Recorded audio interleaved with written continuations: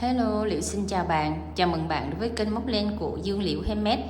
Video này Liệu sẽ hướng dẫn bạn móc một mẫu chậu có đường hoa văn nổi, và cái phần chậu này nó có chiều cao khoảng tầm 9 cm đó các bạn. Chiều cao của chậu là 9 cm thì nó phù hợp với các bạn trang trí những cái mẫu hoa lớn và những cái mẫu hoa mà nhiều xum xuê. Chậu này các bạn cỡ trang trí tầm 7 đến 10 cành là hợp với cái mẫu để bàn nha. Rồi thì để hoàn thiện cái mẫu chậu lớn này, các bạn sẽ chuẩn bị cho mình là 3 màu len tương ứng. Mình hướng dẫn hôm nay bằng len miêu bò sợi cỡ lớn để mình móc cái phần chậu này nó đứng, nó cứng cáp nè. Thì các bạn sẽ chuẩn bị cho mình một cuộn len là mình móc vừa đủ một cái phần thân chậu này, một ít len màu nâu để chúng ta làm đất, và một cái len màu viền để chúng ta tạo một cái điểm nhấn cho cái phần thân chậu. Và chuẩn bị cho mình kim móc. Đối với phần thân này các bạn sẽ móc sợi chập, cho nên là chúng ta chuẩn bị cái kim móc đầu lớn là đầu 3.5. Rồi cái phần viền và phần đất này mình sẽ móc bằng một sợi, cho nên là chuẩn bị cho mình kim móc nhỏ hơn, đầu 4/0 tương ứng với kim móc 2.5mm nha. Rồi thì các bạn sẽ móc len sợi tự do. Nếu các bạn dùng len miêu bò thì cỡ kim như thế này, và len miêu cô tông loại 125g hoặc là loại 50g thì các bạn cũng chuẩn bị kim cỡ như thế này, và nó sẽ ra kích cỡ chậu cứ tương đương như cái kích cỡ mình hướng dẫn nha. Và mình muốn chậu to hay nhỏ thì mình sẽ nhồi bông cho nó căng chút xíu, thì nó sẽ ra kích cỡ chậu nó xê dịch chút xíu so với cái video mình hướng dẫn nha. Thì toàn bộ những dụng cụ kim móc, kim đan mình đều có bán ở Shopee, và mình để cái link ở dưới bài mô tả. Các bạn kích vào cái link Shopee hoặc Lazada để các bạn tham khảo màu len, mua những dụng cụ để chúng ta học móc cái mẫu chậu size lớn để bàn này nha. Rồi chúng ta cùng vào phần bài học thôi nào. Đầu tiên chúng ta sẽ móc phần đáy chậu trước, rồi mới tới phần thân chậu, và phần đất mình sẽ móc sau cùng. Và khi mà móc phần đáy chậu và phần thân chậu này thì các bạn sẽ dùng sợi chập, và dùng cách dùng sợi chập bằng một cuộn len như sau. Thì các bạn sẽ tháo cái mạc ra, và chúng ta sẽ kiểm tra ở cái phần cuộn len này sẽ có một cái sợi len nó nằm ở ngoài, là chúng ta lấy rất dễ dàng. Còn cái cuộn len ở bên trong phần lõi này, các bạn sẽ dùng hai ngón tay trỏ đưa vào đây để chúng ta tìm cái phần nào mà cái len nó mềm đưa vào. Thì cái phần nào mà thấy nó mềm và nó dễ rút ra nhất á, thì các bạn sẽ rút ra. Đây thì cái đầu này nó là có mềm ở cái đoạn này thì chúng ta sẽ rút ra dễ, còn đầu bên này thì nó sẽ sâu hơn và chúng ta rút không có sợi len đó. Rồi thì mình sẽ rút ra hai đầu để lấy hai sợi len ra như vậy nha. Đó, một cái cuộn sợi nó ở bên ngoài và một cái phần nó nằm trong lõi, thì các bạn sẽ rút ra và móc cho mình hai sợi song song luôn. Đầu tiên là các bạn sẽ tạo cho mình một vòng tròn ma thuật, rồi móc lên cho mình 3 mũi móc xích, 1 2 3, ngoắt sợi len móc vào trong vòng tròn này, một mũi kép, ngoắt sợi len móc vào trong vòng tròn này, mũi kép thứ hai. Rồi các bạn sẽ móc tương tự như vậy vào trong vòng tròn này cho mình, tổng là 15 mũi kép nha. Các bạn nào theo dõi không kịp thì các bạn sẽ xem công thức ở trên màn hình để chúng ta móc cho nó đúng nha. Mình móc 4 mũi kép rồi, các bạn móc đến mũi kép thứ 15 luôn các bạn nhé. Đến mũi kép thứ 15 thì các bạn sẽ rút hai cái sợi len ngắn này chặt lại để tạo thành một vòng tròn khép kín. Và chúng ta cũng móc một mũi dời vào mũi bính thứ tư, 1 2 3. Đây là mũi bính thứ tư, là mũi xích thứ tư đó các bạn. Kéo lên qua là chúng ta đã hoàn thành xong vòng tròn đầu tiên. Để móc vòng tròn thứ hai các bạn sẽ móc tiếp theo 1 2 3. Rồi lên hàng thứ hai này các bạn sẽ móc tịnh tiến cho mình nha. Trong móc đầu tiên nè là cái chân của chúng ta lên xích đó, các bạn sẽ móc vào đây hai mũi kép vào chung một chân móc nha. Rồi chân thứ hai các bạn cũng móc tiếp cho mình là hai mũi kép vào chung một chân móc. Rồi các bạn sẽ móc tương tự như vậy, mỗi chân móc là hai mũi kép, móc đến chân thứ 15 thì các bạn sẽ có tổng ở hàng thứ hai là 30 mũi kép các bạn nhé. Rồi thì mình đã móc đến chân cuối cùng là chân thứ 15. Chúng ta cũng kết hàng lại bằng một mũi xích vào xích thứ tư này các bạn.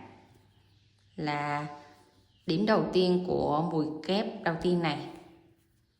Kéo lên qua luôn là chúng ta đã xong mũi dời. Bắt đầu mình lên tới hàng thứ 3 nha.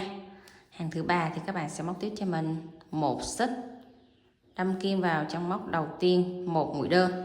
Tới lúc này thì chúng ta sẽ đổi công thức sang mũi đơn nha. Đâm kim vào chân thứ hai một mũi đơn. Rồi chân thứ 3 các bạn sẽ móc 2 mũi đơn vào chung một chân. 2 mũi đơn chung chân mình ký hiệu là mũi V đó các bạn. Còn mũi đơn mình ký hiệu là X nha. Rồi chân tiếp theo các bạn sẽ móc một mũi đơn. Chân tiếp theo một mũi đơn. Và chân tiếp theo là 2 mũi đơn. Tức là ở hàng thứ 3 mình sẽ có công thức bằng mũi đơn hết. Và chúng ta móc là 1, 1, 2, 1, 1, 2. Đó, các bạn cứ lặp lại công thức một cụm là 2 lần 1, 1 lần 2 như vậy cho đến cuối vòng tròn. Rồi móc đến chân cuối cùng là chân lúc nào mình cũng phải thêm 2 mũi nha. Và móc xong cái vòng tròn này chúng ta cũng kết hàng lại bằng một mũi dời vào trong móc của mũi xích đầu tiên đây các bạn. Rồi kết thúc hàng sẽ có tổng là 40 chân móc nha. Rồi bắt đầu chúng ta lên phần thân túi. Thì các bạn sẽ móc ở hàng đầu tiên để chúng ta tạo cái phần G để bẻ cái phần chậu lên đó các bạn. Đây, cái phần này là cái phần đáy. Để mà đổi mũi móc để chúng ta lên phần thành chậu thì các bạn sẽ đổi mũi để cho nó có cái phần G ra như thế này. Thì các bạn sẽ móc công thức như sau. Đầu tiên các bạn cũng lên cho mình một mũi móc xích. Rồi ở đây có 2 mép len nha. Một mép ở phía bên trong là cái mép mà quay cái mũi móc của mình vào nè. Một mép bên ngoài là một mép quay cái mũi móc ra phía bên này. Thì các bạn sẽ móc cho mình ở mép bên ngoài nha. Đây các bạn sẽ móc mũi đơn vào đây. Một mép ở phía bên ngoài. Tất cả các chân móc các bạn đều móc cho mình là một mũi đơn. Và đều móc ở mép bên ngoài hết nha. Chừa cái mép bên trong này lại. Rồi các bạn cứ móc tương tự như vậy cho đến chân cuối cùng là hàng đầu tiên của phần thân. Thì nó vẫn là 40 chân móc không có tăng mũi các bạn nha. Mình đã móc đến chân cuối cùng rồi. Thì tại đây các bạn sẽ có 2 cách móc. Một là cách móc kết hàng, còn 2 là cách móc mũi xoắn ốc. Thì tại vị trí này nếu mà mũi xoắn ốc thì các bạn sẽ móc qua đây tiếp một mũi đơn. Còn móc mũi dời thì các bạn sẽ móc ở đây một mũi dời để chúng ta kết hàng.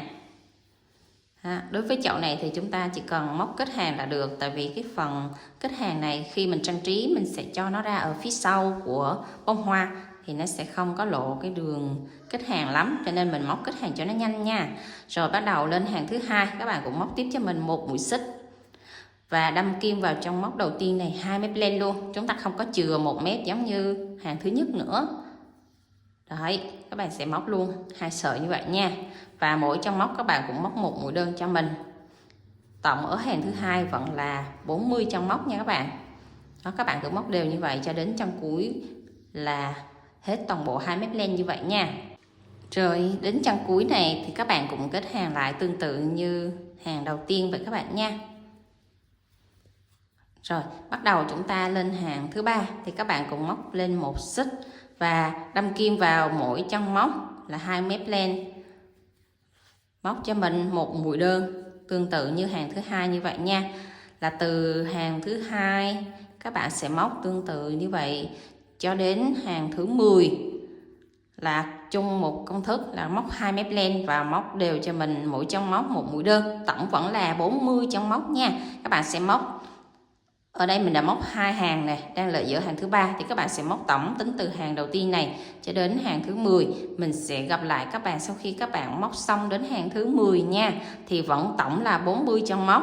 Này, 2, 4, 6, 8, 10. Thì từ hàng thứ nhất đến hàng thứ 10 các bạn vẫn giữ nguyên tổng là 40 chân móc. Và mỗi lần lên hàng các bạn đều móc lên cho mình một mũi móc xích và đâm kim vào chân móc ở cái phần xích đầu tiên đó. Các bạn cũng đâm kim vào cái chân đó, các bạn đừng bỏ chân móc đó nha. Và chân cuối cùng thì các bạn sẽ kết hàng lại như vậy, tương tự như vậy. Mình sẽ gặp các bạn ở hàng thứ 10 nha các bạn. Rồi mình đã móc xong đến hàng thứ 10 thì bắt đầu chúng ta sẽ loe cái phần thành chậu này ra. Mình đang móc cái kiểu là ở cái phần cổ chậu là nó sẽ le rộng ra, cho nên là các bạn sẽ đổi công thức ở hàng thứ 11 nha. Đầu tiên các bạn cùng móc lên cho mình một mũi móc xích trước để chúng ta lên hàng nè. Rồi móc vào chân đầu tiên một mũi đơn, chân thứ hai một mũi đơn. Các bạn sẽ móc liên tiếp cho mình như vậy 7 chân móc là 7 mũi đơn nha. 4 5 6 7. Rồi 2 4 6 7, 7 mũi đơn liên tiếp các bạn ha. Rồi bắt đầu chân thứ 8 chúng ta sẽ thêm 2 mũi đơn vào chung một chân móc, tức là mũi chữ V đó các bạn. Đó, các bạn sẽ hình dung công thức là 7 mũi đơn không tăng và chân thứ 8 tăng 2. Rồi các bạn sẽ lặp lại công thức như vậy cho mình là 7 mũi đơn và một mũi tăng ở chân thứ 8. Ở đây mình đang có 40 chân móc, thì tức là một cụm chúng ta sẽ chia làm 5 lần, 8 x 5 40, thì ở đây một cụm của mình là 8 chân móc, mình sẽ thêm ở chân thứ 8, thì các bạn sẽ chia tiếp cho mình một cụm 8 chân móc thêm ở hàng thứ 8, 8 8 8. Đó là tổng là có 5 cụm nha, 5 cụm móc, một cụm ở chân thứ 8 các bạn sẽ thêm 2. Tổng ở cái hàng này chúng ta sẽ thêm là 5 chân móc các bạn nhé. Rồi mình sẽ móc tương tự như vậy ở cụm thứ hai nè. 1 2 3 4 5 6 7 và cụm cuối cùng chân thứ 8 chúng ta thêm 2 nhé. Rồi các bạn cứ lặp lại công thức tương tự như vậy ha. Chân thứ 8 ở đây thêm 2, 7 chân móc không thêm, chân thứ 8 ở đây thêm 2. Rồi các bạn làm tương tự nha. Mình đã móc đến chân cuối cùng, thì chân cuối cùng lúc nào chúng ta cũng là thêm 2 thì các bạn mới làm móc đúng nha. Rồi mình kết hàng lại bằng một mũi dời vào chân móc đầu tiên là chúng ta đã móc xong hàng thứ 11. Bắt đầu lên hàng thứ 12, các bạn sẽ móc lên cho mình một xích. Chân đầu tiên các bạn móc một mũi đơn, chân thứ hai móc một mũi đơn. Rồi các bạn sẽ móc tương tự như vậy cho mình là mỗi chân móc một mũi đơn nha. Ở hàng thứ 11 các bạn sẽ có tổng là 45 chân móc, thì hàng thứ 12 các bạn sẽ móc đều mỗi chân móc một mũi đơn. Mình vẫn giữ nguyên là 45 chân móc các bạn nha. Rồi mình gặp lại các bạn sau khi các bạn móc xong đến chân cuối cùng này nha. Rồi sau khi móc đến chân cuối thì các bạn cũng kết lên lại cho mình nha. Rồi tại chân móc này các bạn sẽ kết thúc cắt lên cho mình nè, siết chặt cái lên lại. Rồi tại chân móc này các bạn sẽ cho cái kim kéo cái sợi len qua để xuống ở phía dưới cái thân chậu này các bạn. Đó, rồi các bạn không cần phải giấu len đâu, các bạn chỉ cần là đưa cái sợi len này xuống phía dưới thân chậu, rồi lát nữa mình sẽ nhồi bông gòn vào á, rồi mình giấu cái sợi len này luôn, chứ không cần phải dùng cái kim khâu len để giấu giống như mình làm những cái sản phẩm khác nha. Đó, đưa cái sợi len này xuống phía dưới thân chậu là được.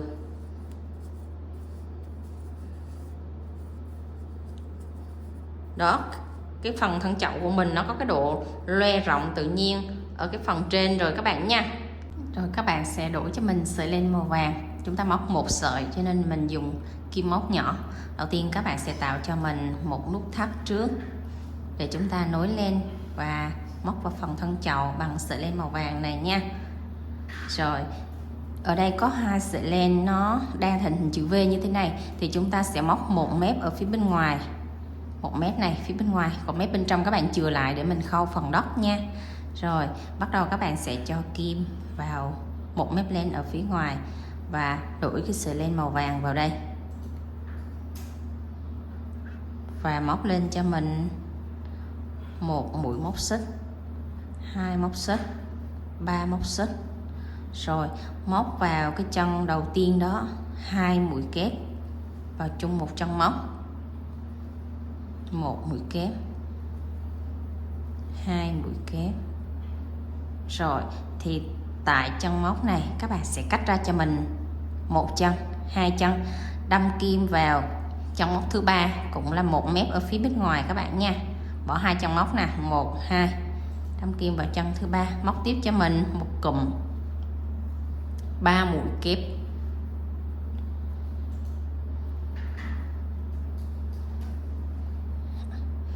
Cái cụm đầu tiên này các bạn móc 2 mũi kép thôi, tại vì cái mình lên 3 mũi xích này nó đã tương ứng với 1 mũi kép rồi, thì cụm thứ hai mình sẽ móc 3 mũi kép. Rồi các bạn cũng cắt cho mình một chân móc, hai chân móc, móc tiếp vào chân thứ ba cũng một cụm 3 mũi kép, 3 mũi kép vào chung một chân móc.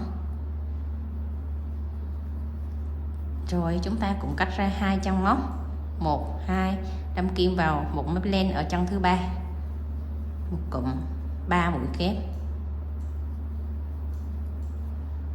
Các bạn sẽ lặp lại công thức tương tự như vậy cho mình, cứ cách hai chân móc, đâm kim vào chân thứ ba, một cụm là 3 mũi kép, và đều móc ở mép phía bên ngoài, trừ mép bên trong lại nha các bạn.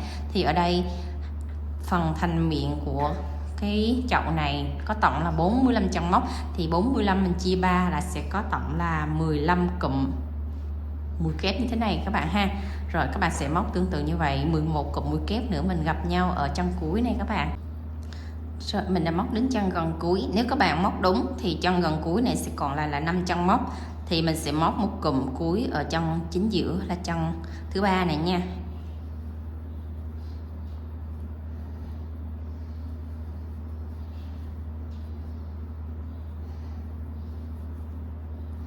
Rồi còn lại hai chân móc cuối cùng, chúng ta sẽ móc một mũi dời vào ngay chân móc đầu tiên của mũi kép này, kéo lên qua và móc lên cho mình một mũi móc xích, siết chặt lên và cắt một đoạn,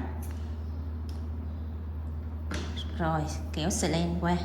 Các bạn sẽ dùng kim khâu len để chúng ta khâu cái đoạn chỉ thừa của hai sợi len màu vàng này vào trong thân chậu luôn các bạn nha. Mình sẽ bẻ cái đoạn len màu vàng này ra phía bên ngoài nè, cho cái phần thành chậu nó sẽ nằm ở phía bên ngoài. Thì cái đoạn len màu vàng này chúng ta sẽ chốt nó xuống phía dưới. Đây, các bạn sẽ cho kim nó luồn qua cái len màu vàng này luôn, cho nó tổng khoảng là 6 chân móc là được các bạn nhé.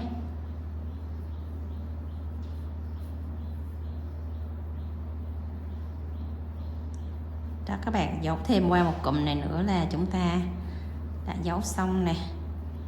Rồi các bạn sẽ giấu cái sợi len màu vàng này cũng tương tự như vậy vào trong cái chân móc này luôn các bạn ha. Sau khi giấu len xong, các bạn sẽ bẻ cái phần thành chậu màu vàng này ra phía bên ngoài, là chúng ta sẽ tạo được cái phần điểm nổi bật của cái chậu này là cái G màu vàng này các bạn nha. Rồi bắt đầu mình sẽ lấy sợi len màu nâu để chúng ta móc cái phần đất nha. Thì các bạn cũng dùng cho mình cái kim móc size nhỏ này để chúng ta móc cái phần đất luôn. Rồi tạo cho mình một nút thắt, siết chặt lại, móc lên cho mình 1 xích, 2 xích, 3 4 5, và các bạn sẽ ước lượng nè. Nếu mà các bạn móc cái thân cây nó nhỏ thì các bạn chỉ cần móc 4 đến 5 xích, mà cái thân cây lớn thì các bạn sẽ móc cho mình là 6 đến 7 xích. Rồi các bạn móc xong cái độ rộng của cái thân cây thì các bạn sẽ quay lại cái chân móc đầu tiên, đó là chân mũi xích đầu tiên này, móc vào đây cho mình một mép len nè, rồi móc kéo lên qua một vòng, kéo lên qua 2 vòng là chúng ta đã tạo được một mũi dời và tạo được một cái lỗ để chúng ta cho cái phần thân cây xuống ngay cái lỗ này nha các bạn. Rồi đầu tiên các bạn sẽ móc lên cho mình 1 xích, 2 xích và móc vào trong cái lỗ mình vừa tạo này một mũi kép. 2 mũi kép. Vào mũi kép này các bạn phải móc chặt tay nha. 3 4. Các bạn móc tổng vào trong vòng tròn này cho mình là 15 mũi kép vào chung một vòng tròn này nhé. Rồi xong 15 mũi kép rồi, chúng ta sẽ móc một mũi dời vào trong móc đầu tiên của mũi kép phía bên này. Rồi các bạn sẽ kéo lên qua là mình đã tạo xong một vòng tròn ở hàng đầu tiên. Bắt đầu chúng ta lên 2 xích, móc vào chân đầu tiên để tạo thành hàng thứ hai và kẹp sợi len thưa này lại. Móc tiếp một mũi kép vào chân móc đó nữa là chúng ta sẽ móc 2 mũi kép vào chung một chân móc nha. Công thức ở hàng thứ hai là chúng ta cứ móc 2 mũi kép vào chung chân, thì hàng thứ nhất chúng ta có 15 mũi kép, hàng thứ hai sẽ có tổng là 30 mũi kép. Các bạn cứ móc tương tự công thức như vậy cho đến cuối hàng là mỗi chân móc 2 mũi kép. Mình sẽ gặp các bạn sau khi các bạn móc xong đến chân mũi kép thứ 15 nha. Rồi móc đến chân thứ 15 rồi, chúng ta cũng kết hàng lại bằng một mũi dời vào trong móc đầu tiên của mũi kép đầu tiên này, kéo lên qua là mình đã xong hàng thứ hai. Bắt đầu lên hàng thứ ba, các bạn sẽ móc cho mình một xích, 2 xích, móc vào chân đầu tiên một mũi kép đơn, chân thứ hai 2 mũi kép vào chung một chân móc. Mình sẽ tăng tịnh tiến từ từ so với hàng thứ hai. Công thức ở hàng thứ ba sẽ có là 1 2 1 2. Các bạn lặp lại công thức tương tự như vậy cho đến cuối hàng nha. Cứ một chân một rồi đến một chân 2. Hàng thứ ba mình móc tổng hoàn thiện là 45 chân móc các bạn nha. Rồi mình đã móc đến chân cuối cùng, thì nếu các bạn móc đúng thì chân cuối cùng luôn luôn là chân thêm 2 mũi nha. Rồi chúng ta cũng kết hàng lại bằng một mũi dời, kéo lên qua và móc lên cho mình một mũi móc xích là chúng ta đã hoàn thiện xong cái phần đất. Rồi mình sẽ ướm thử vào trong cái phần lọ nè. Đối với các bạn mà muốn móc cái size cái phần đất nó nhô lên so với cái phần chậu á, thì các bạn sẽ móc thêm cho mình một hàng mũi đơn ở đây nữa để cái phần đất nó bằng với cái phần chậu, thì khi mình cho bông gòn vào mình khâu á, thì phần đất nó sẽ nhô lên chút xíu. Còn nếu các bạn mà muốn móc phần đất nó bằng với phần chậu á, như cái size này là mình để xuống là nó bằng đất bằng chậu này, nó không có bị nhô nè, thì mình sẽ kết thúc lên tại đây. Rồi mình sẽ chừa một đoạn nè, 1 vòng, 2 vòng, 3 vòng. 3 vòng nó tương ứng với khoảng chiều dài là 40 cm. Thì các bạn sẽ cắt len cho mình nha. Cắt len xong mình sẽ rút cái sợi len này qua khỏi cái vòng móc, siết chặt lại. Rồi và mình sẽ thực hiện là nhét bì cứng vào dưới đáy, cho bông gòn vào, cho sỏi vào và chúng ta sẽ khâu ráp cái phần đất. Cứ một mép len ở phần đất chúng ta sẽ khâu với một mép len ở phần thân chậu là nó sẽ vừa với cái phần đất và phần chậu này ha. Rồi thì cái khâu ráp này các bạn sẽ khâu ở các cái video mà mình hướng dẫn các bạn làm cái phần trang trí cây vào trong cái phần chậu hoa, thì các bạn sẽ xem kỹ các video đó nha. Video này thì mình hướng dẫn các bạn là móc phần chậu và phần đất hoàn thiện như thế này. Rồi thì mình sẽ gặp lại các bạn sau khi các bạn đã khâu ráp cái phần đất vào trong phần thân chậu nha. Rồi bắt đầu chúng ta sẽ khâu ráp nè. Các bạn cứ cho bất kỳ vào một chân móc nào đó thì các bạn đưa cái phần đất vào là mình sẽ móc một chân móc ở phần đất nó tương xứng với một chân móc ở phần thân chậu nha. Đó, các bạn cứ đưa kim đều như vậy, kéo lên qua là chúng ta đã được một chân móc đầu tiên.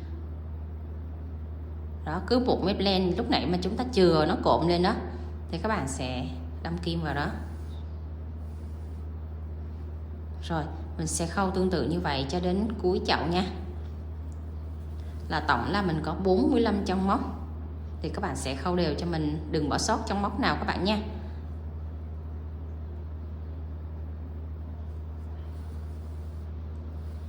Rồi các bạn sẽ khâu đến chân cuối cùng cho mình luôn nha. Rồi sau khi các bạn khâu ráp phần đất với phần thân chậu thì chúng ta sẽ được một cái phần chậu hoàn thiện như thế này. Cái lỗ để chúng ta chừa cái phần cắm cây vào thì các bạn sẽ cắm những cái mẫu cây mà cao cỡ 30 cm hoặc là những cái mẫu hoa mà nó nhiều cành á, để các bạn sẽ cắm đan xen vào ở cái phần đất này. Đó, nó có cái phần lỗ này, các bạn sẽ cắm đều vào đó nha. Đó là mình đã hướng dẫn các bạn xong cái phần thân chậu thì mình sẽ đo cái thành phẩm cho các bạn xem nha. Rồi ở phần độ rộng của miệng chậu là 10 cm, độ rộng của đáy chậu là 9 cm, và cái phần thân chậu này